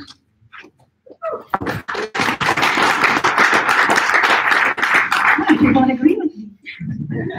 Right. Rio, do you want to speak to that at all? I think that the new laws haven't allowed for access to enough people. And so the idea is that if you're compliant, you're doing the right thing. If you're not compliant, you're not doing the right thing. It can't be justified because they made it so difficult and so expensive and so tedious and so political that by this time, even the people that thought they knew everything are having a hard time. So what about Murder Mountain? Like, how many farms are compliant up there? You know, you can't go after people that are in that lower economic bracket that are having a hard time coming into compliance. You have to do, unless you're going to go in there and give them multiple opportunities. People are people. You can't just throw laws at people and can't help them get through that. So we, just throw one thing in there as well. That same logic also applies to the inner city. And the stigma against, I think, mostly people of color who do not have ownership, retail ownership of the legal cannabis industry and couldn't possibly, not even close. So I think that there's a sort of a class issue here that expresses itself probably racially in Humboldt with the poor whites, but also the poor people of color in the inner city whose livelihoods are being taken away from them by corporations, by amendment and so forth. I think that the laws that have been passed are absolutely ignorant to the problems that gave rise to them in the first place. And I think it's disingenuous to say that being legal, state legal in California is legal, because even that, it's not. You're federally a criminal still. So like from a federal perspective, from other states, they could turn around and stigmatize, totally legal, licensed, compliant operators the same way folks who haven't been given the opportunity, I think, to pass those barriers in California are.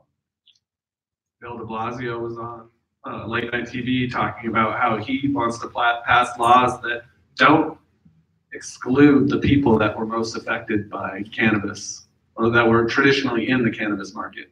And other politicians are saying the same thing. It's like, how do we take the communities, because we're a refugee economy from the rest of the economy. So people that didn't want to get involved or couldn't get involved in certain economic sectors or economic wealth could get ahead or find a life in cannabis. And now investment companies and corporate structures that you can run at a loss for 4 years, and you're going to put all those traditional people out of business. So there are laws, and there's other states that are looking at how to integrate those communities, and it is unjust to exclude them. But Rio, can I ask, that's different. What the vision that you just described is very different than saying we want to regulate cannabis like lettuce, which Crystal was talking about. Those are two very different things. And it points, because as we know, corporations grow lettuce as well. We get better lettuce on the plaza in the summer, or at Chautauqua. But to say, what I wonder is sometimes about, like, as a county, how we struggle with the sort of fact that the industry, that the culture that we described growing up here in Southern Humboldt, other areas of the Emerald Triangle, I think it never would have existed as it did had prohibition, had there been no prohibition. We never would have had an industry of people living off the land, going on 40 acres of land, mountainous land in Rancho Sequoia or elsewhere. We never would have had that culture or that industry had prohibition never existed. That the industry would have gone to the Central Valley or to Washington State or Oregon or places that people could grow at a profit. When we talk about prohibition, it's not just the victims of prohibition are the cultivators. The victims of prohibition, as Crystal was talking about, are the consumers as well. And for a long time, when you talk about like having to arrange a regulatory system that allows for people, that gives the franchise to people who have been outlaws in the past, or restrict the franchise of those people. Aren't you saying in a sort of similar way that, like, the government gave us price support all these years by shipping a certain percentage of our number off to prison, and we need the government to continue to support our prices going forward by not allowing anybody larger than us to grow it at a lower price? I see what you're saying. My answer is that the barriers to entry to get into the legal market are too high for people that were in the traditional market. The idea that we're going to make money on cannabis might just disappear. So if it's just like lettuce, I've never bought cannabis in my life. I would never buy cannabis. It just seems silly to me. Every time I go to my friend's house, there's a huge bowl of it on the table. So the idea that, and I think we're an ideal people. Like, I'm willing to give up the cannabis industry if it's, if we can create another industry or live by the values that we espouse. I mean, that's the whole point, is we settled in a place and developed a set of values that then cannabis allowed to live. But I will say that everyone that I know that talks about Southern Humboldt from down there idealizes the first few years when we had no money. Yeah. So I'm looking forward to losing more money and getting back to, like, being more clear-minded. Yeah, I think they were just as against the back-to-landers when they didn't have cannabis on their property. Sure. Yeah. So that's not a very fair point, in terms of that's the only reason why this culture's here, or the only reason why, obviously, the price supports a prohibition. No one can deny that. There's price supports a prohibition. But in my perspective of regulate cannabis like lettuce, the barriers to entry to grow lettuce are pretty low. If you want to grow lettuce in a garden in Oakland and you have access to it, and you can grow this lettuce that's Oakland grown, and you can market it that way, and you can find a consumer, it's available. And that's what I mean by regulate cannabis like lettuce. I would like to see corporate agribusiness regulated out of existence in the same way. But not because it's a plant, but because I would like to see more values placed on the type of cultivation and type of gardening that we could do and could have as a community. But just for like a small bit of perspective, in the last 20 years, you've seen grape production really increase, right? In California, all the way through Baja. I was just in Baja last week with my kids. And as the grape production increased by a lot, the price of grapes in Sonoma and Napa did not go down. And so, and in fact, in many cases, it went up. And so as we differentiate our marketplace and as we create these consumers, hopefully, and we educate them and we get this story out, there is a potential that by growing less and using less resources and doing less to the planet, we can get more value out of it. And so that is like, and like I said, it's kind of the only hope that we really have in this case. And the fact that many of us who live on our homesteads probably aren't going to go anywhere anyways. And so, it just is what it is. We're going to be resourceful and figure it out. But I really think that the idea that we need prohibition to support and prop up the pricing, I don't think that's a fair just as we historically did. I mean, I have family. I grew up in northern Mendocino County. I grew up in this world. Yeah. And there was, there came a time, people, like Rio said, those years were poor years. People got older though. The people who moved up there as 18, 19, 20-year-olds in 1972, they got older, and it gets harder to live poor when you're that age, when you have children that you want to buy clothes for. And people still did live poor in that age, in those days for a long time. Yeah.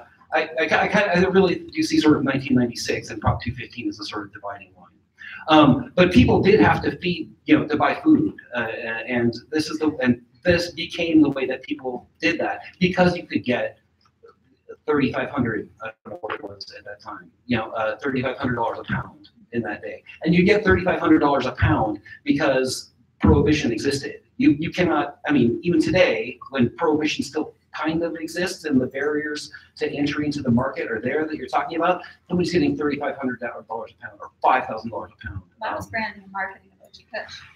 I don't know about that. I mean, that I think I saw. I mean, prices were $1,500 in the 70s. Well, in 1992, I can say with a great deal of authority that I think before OG Kush existed, you could get 5,000 a pound. Nobody does that anymore, and without prohibition, you wouldn't have had that. I mean, what I think is that what you guys are doing is really, really inspiring, and it's taking the best, taking the best approach. I do agree that there will always be a market for premium pot in Humboldt County, from Humboldt County to people and people who do it with care. But you do have to, I think we do have to sort of be honest with ourselves that for those prices to exist and for families being able to pay to feed.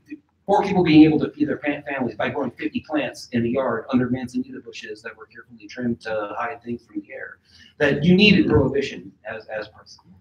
Oh, I totally agree. And what we're trying to do is evolve the culture. Yeah. So we know that prohibition is gone. We know that those price supports don't exist in other areas. I mean, the new reality is that other areas are producing much more than we are per farm.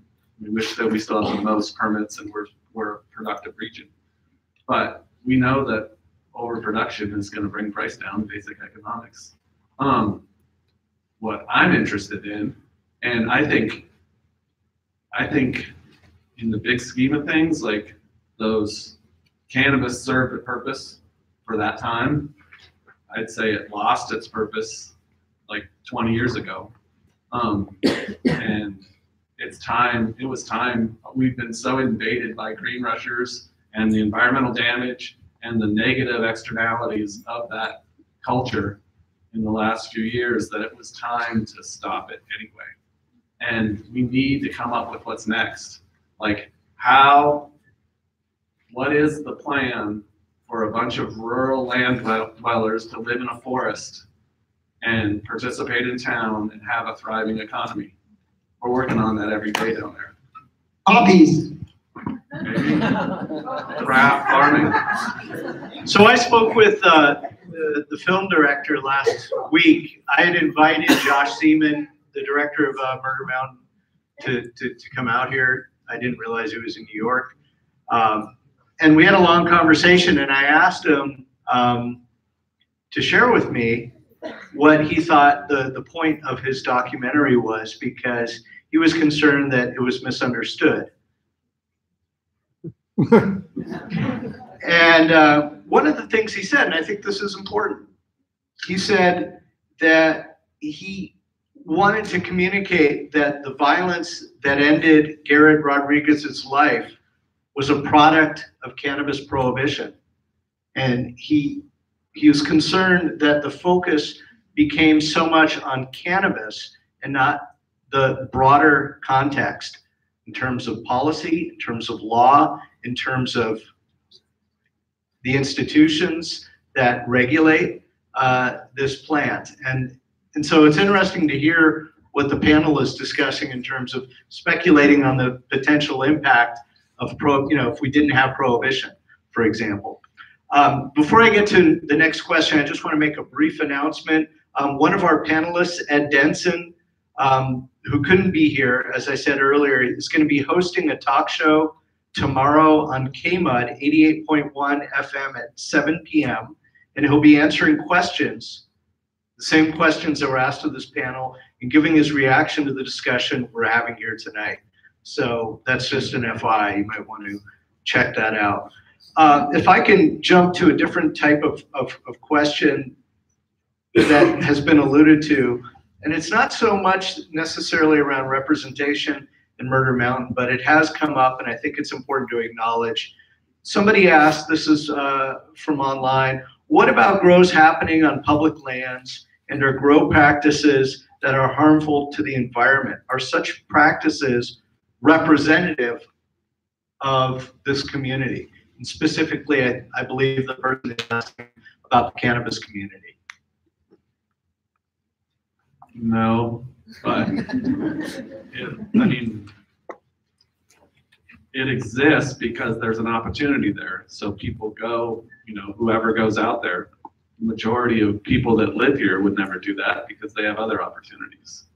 I'm not saying it doesn't exist, but it's we as a dialogue in our community despise those practices, and they're super harmful. Let me jump in and just ask a follow-up, if I may, because it dovetails here, and as I said, there's a lot of questions that have come in and a lot pertain to the environment. Somebody else asked, how is the cannabis industry, I imagine locally, of course, caring for the environment, and what things are they doing to help not leave a carbon footprint?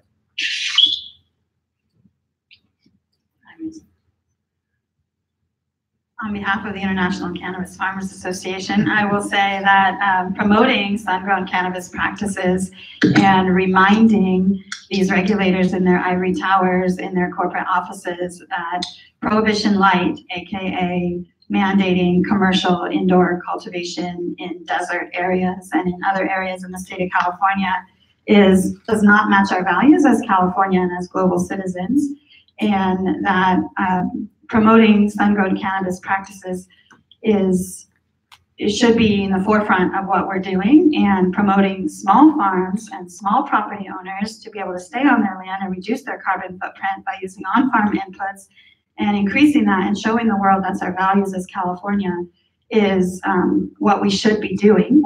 And that the whole world is rushing to regulate cannabis right now, and the majority of places where they're regulating cannabis, they're doing indoor, energy intensive, and really energy intensive practices. And I think that when one of our ways that we can help with global warming is to nourish and care for our soil and bank the carbon where it's supposed to be. And when you nourish the microbial life in your soil and you cultivate any sort of garden on your property and encourage that microbial life there, you are doing your part, your independent part, to solve global warming, and even faster than stopping driving vehicles and all of these other things. If every person on the planet had tended to a piece of land we would see tremendous value in that. In our tourism talks, we like to say that people will come here for our cannabis, but they'll leave fascinated by our practices. So we've done this for corporate partners and insider industry people, and they come because of our reputation and our cannabis, but then we show how we're sinking carbon, and we show the soil, how we converted dirt into soil, and they're fascinated by it. I mean, it's an ideal, just sharing those practices is a fascinating scientific and cultural fun thing.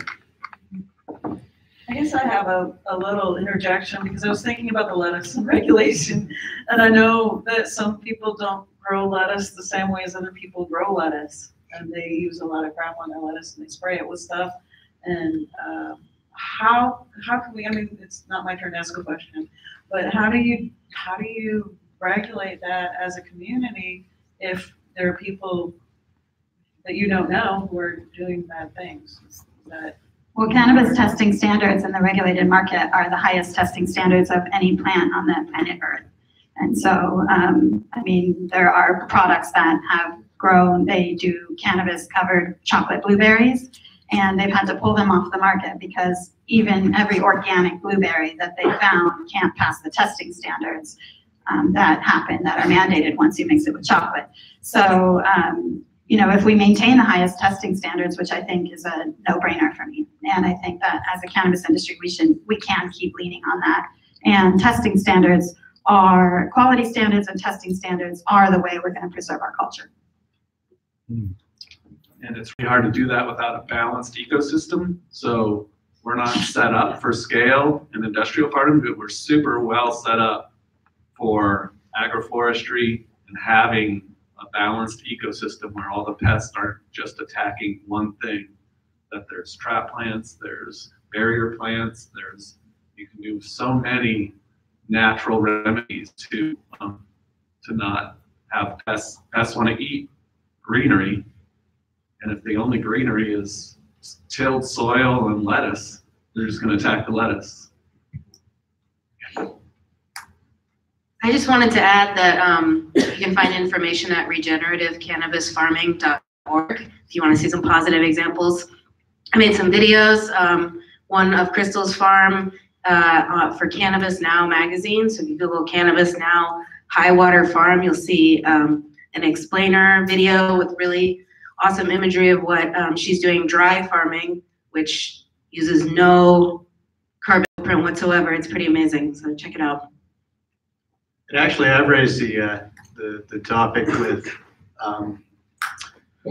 somebody actually in the fisheries department here at HSU about conversations with, I don't know where it's going to go, this large aquaculture project that's coming to Samoa. How that could be utilized with the local cannabis industry, because there are practical applications there because of aquaculture. I want to, because just in the interest of time, I do have a question though, another one from online that maybe is a good one for us to close with. Somebody points out that there will be more large budget productions coming that deal with the same topic. What can we do to ensure that these future projects portray us accurately? Well, oh, here, it's my turn. I don't think you can ever ensure people portray you properly. I was interviewed by folks for this, and you know, you double check and you try to say things clearly to people, and folks are still representing you when you give them your story. So that's hard. I think it would be awesome to recruit people to do some good videos, to do more of what you did for Cannabis Now, get Crystal's Farm